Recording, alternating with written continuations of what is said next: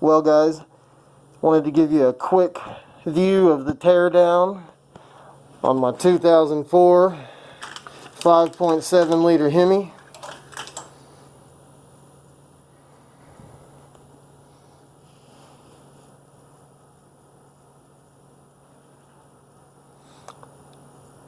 This is a 11-to-1 compression motor with Wiseco pistons, Molnar rods, 6.1 crankshaft, and a 6.1 camshaft, along with ported and polished cylinder heads that were done by me.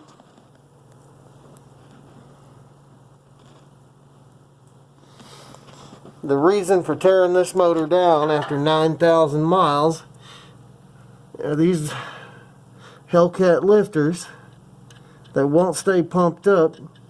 This is the number 8 exhaust lifter, and it is completely collapsed, and hopefully it didn't bend the push rod or hurt the cam in any way, as I'm still in the teardown phase.